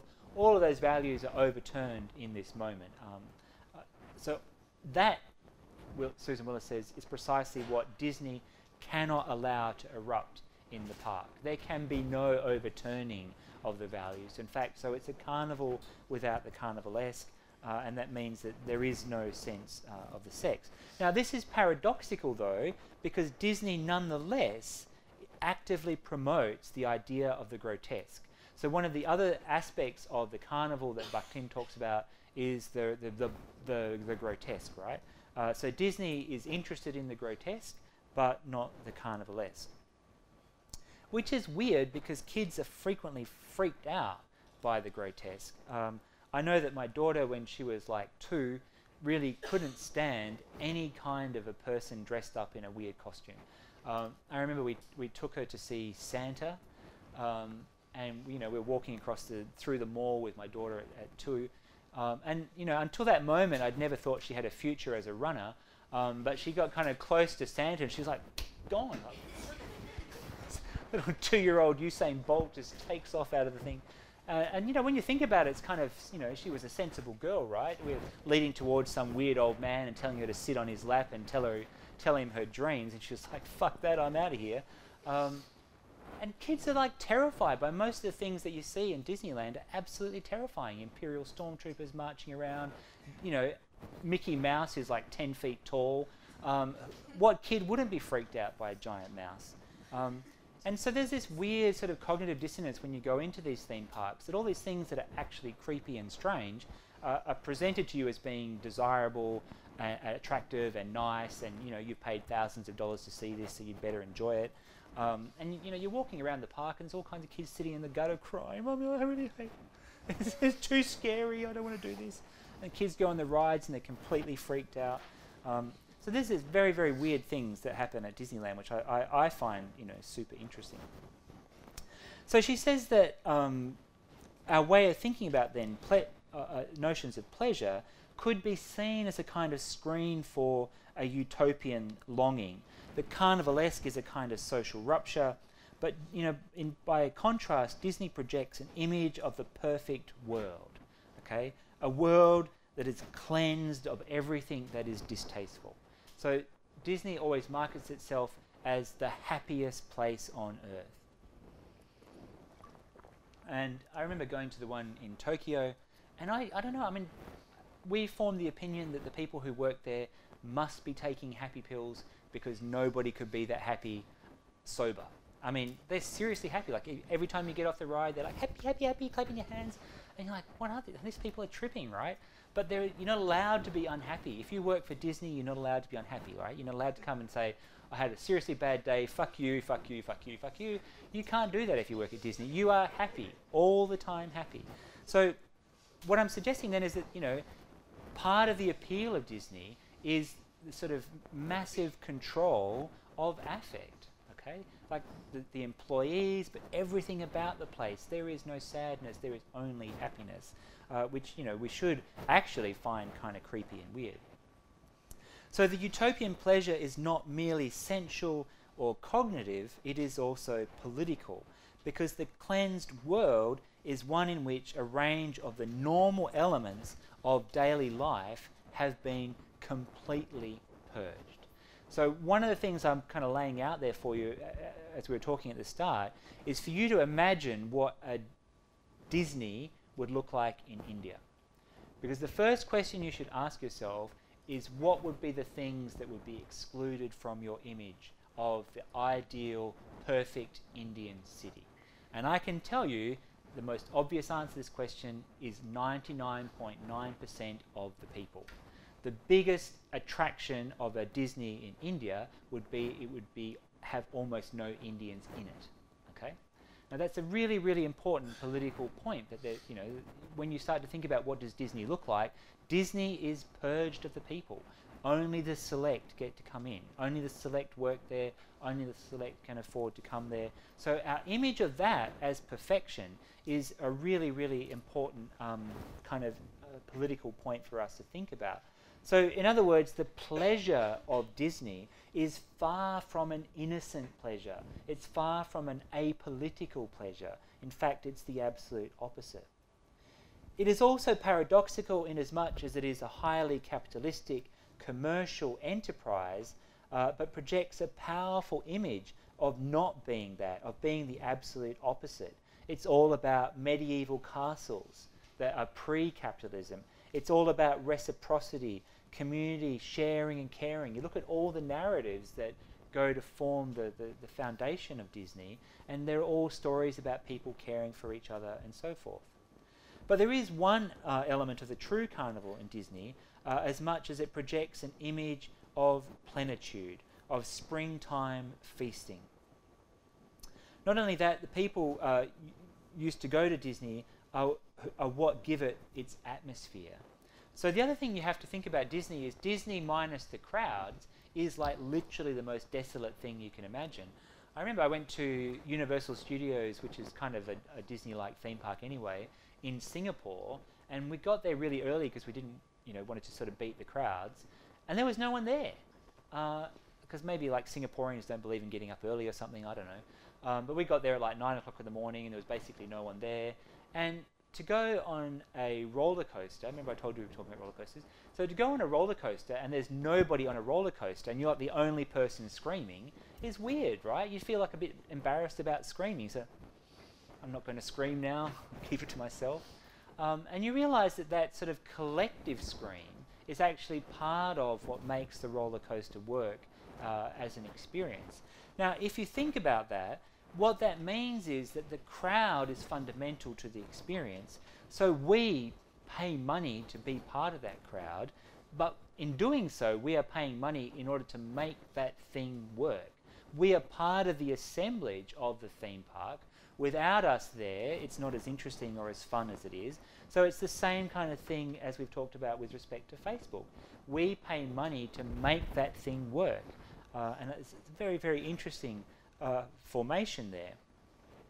In other words, our happiness becomes a kind of labour within the confines of the theme park. Because if we go around being miserable, we make other people's experiences less interesting, and we get booted out.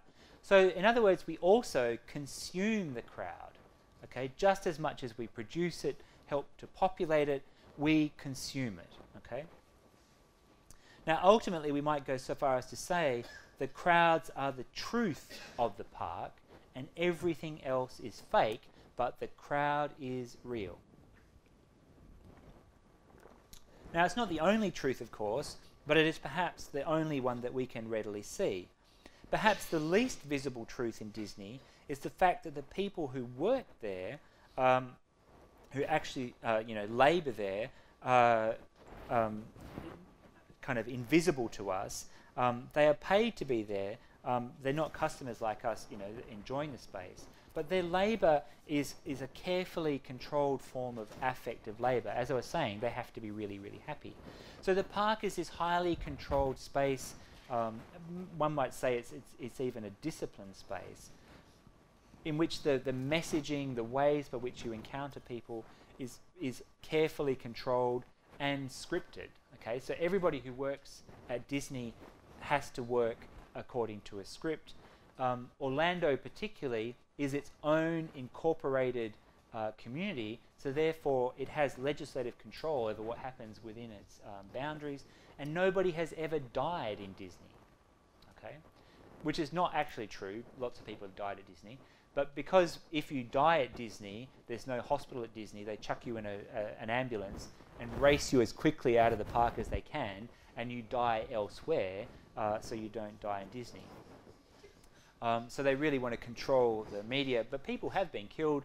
Very sadly, a couple of years ago, a child was eaten by a gator. They were picnicking on the grass next to the swamp, and the gator came up and grabbed the 2-year-old. They found it pretty hard to spin that one, but the child didn't die there. He just got eaten there, I guess, but didn't die. They never recovered his body. People have fallen into the paddle steamers and been chopped up. People suicide at Disney because they want to, I guess, prove that it's not the happiest place on earth. It's a kind of a strange thing to do. Think I'm going to commit suicide and do it at Disney, but that happens too. But one of the things about this is that, like a friend of mine manages a supermarket, and he said, look, if you have 1 million customers a year, then the 1 in a million is going to happen.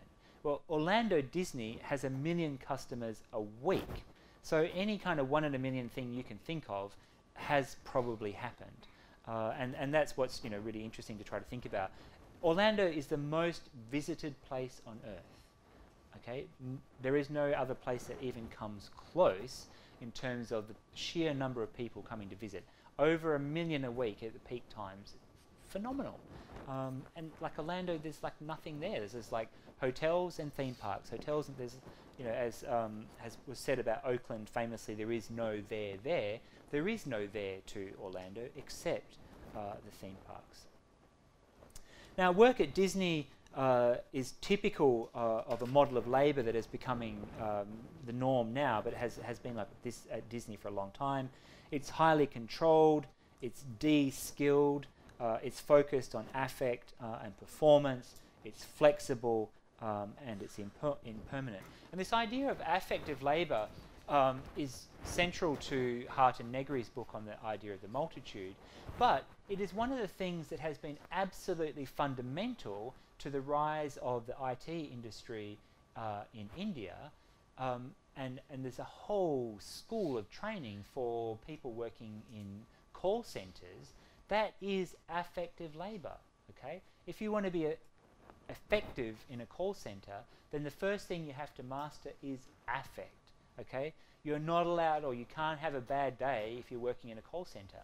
No matter how stupid the people are that phone you up, no matter how rude they are, etc., etc., you have to manage your affect. So what Hart and Negri talk about then is that sort of labour in the 21st century is not premised on skill, it's premised on affect. Or you might say that the skill of 21st century jobs is in managing your affect. How well can you produce affect on demand? Be happy. You know, think about if you're working in a hotel, you're there at the front desk, somebody comes to check in. You can't be like, oh, who are you? I don't really care. I don't want to talk to you. You know, look, seriously, I've got better things to do. No, you can't. You have to kind of generate that affect of welcome, etc., etc. So all the training you go through, they're not really skills. They're mood training, how to be nice to people, regardless of how hideous they may be to you. So as I said, you know, Disney works according to a script. And what that means is that everybody who works there is kind of on show. Now the paradox of Disney as a place where everybody is on show is that the people who make the most money at Disney are the people who are not on show. So famously, the former CEO in the 1990s, Michael Eisner, made headlines because he was earning at the time $100 million a year, which was at that time 6,000 times more than the people who are working in the park. Which, you know, does raise the question: how do we understand value within terms of wage labour? But we might say, of course, that is the real Disney magic.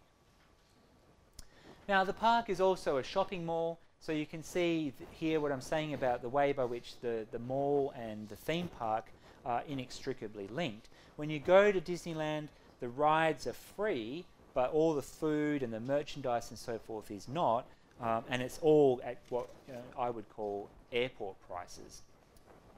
Like, it's super expensive to buy anything at Disneyland. Now, Susan Willis then describes the park or the mall as being like being stuck in the Philip K. Dick novel, Do Androids Dream of Electric Sheep? Anyone read that? Yes, we have a couple. See, you're great. You can come to Australia anytime. Replace my students who don't read anything. In fact, I'm not even sure they can read anymore. For those of you that don't know it, this is the novel that's the premise of Blade Runner. Everyone seen that? Only a couple of you have. What about the new Blade Runner? Have you seen that one? You haven't? Good. It's terrible. The old one is much, much better. Authentic it was. So in this novel then, the real is replaced by a simulacra. There are no real animals, they're only robotic replicants. But most interestingly, even feelings are artificially generated by this wonderful device called the Penfield mood organ. So with this mood organ, you hold onto the mood organ and you twist a dial, and it makes you feel whatever that that dial tells you to do. And my favourite one is the dial says you turn it to I will watch TV and enjoy it no matter what's on. Isn't that like the best possible mood enhancement? Like, nothing on TV worth watching, you turn that and immediately you're fascinated by whatever you watch. I think, in a sense, that's what Susan Willis is saying. This is what the theme park is like. Okay, it's a giant mood organ, tuning your feelings, your affects, and so forth. So we tend to think of fun as being relaxed, as the opposite of work.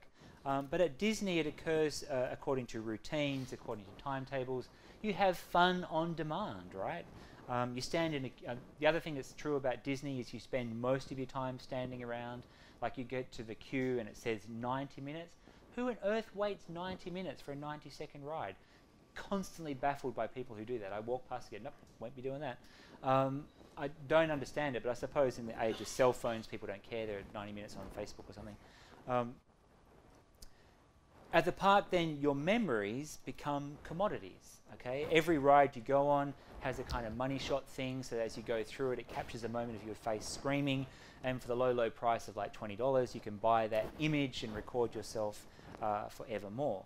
And souvenirs, then, you know, a big part of what you do at Disneyland, like a huge, like every single ride at Disneyland has its own merchandising store. So you go on the Jurassic Park ride, you get off, and there's this huge shop. You can buy Jurassic Park t-shirts and so on. But the most potent reminder of all, of course, is the Disney logo. And one might say the park exists to give the logo its own substance. But one could also say the park only exists because the logo is so powerful. And what's really interesting is that when Disney was building the park, he started to run out of money. And so in order to raise more money for the park, he finally agreed to make Disney TV. So until that moment, he had resisted TV as being inauthentic. He was only about the movies and so forth. Started to run out of money, and thus enables his characters to go onto TV. So if any of you can remember those, you know, Disney programs where you see the image of Disney talking about, all of those things were constructed to raise money for the park.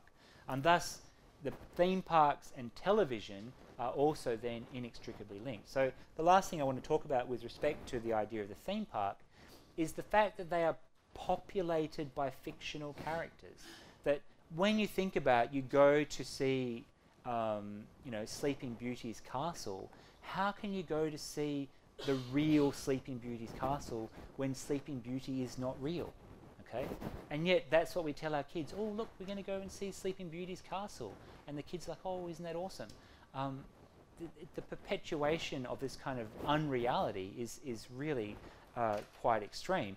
But it says something very interesting about our way of encountering fictional characters.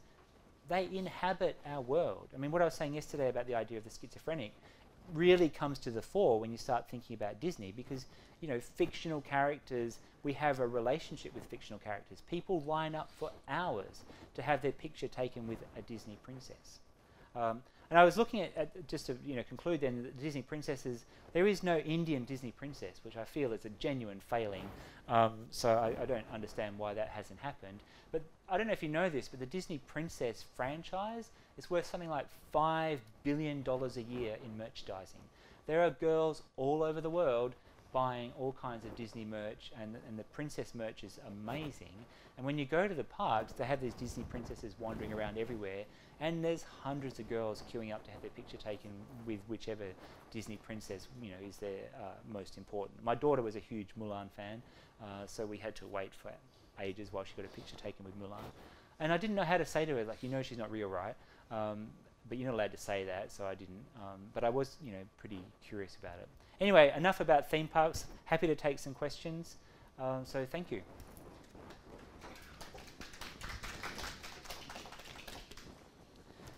Do you have any questions?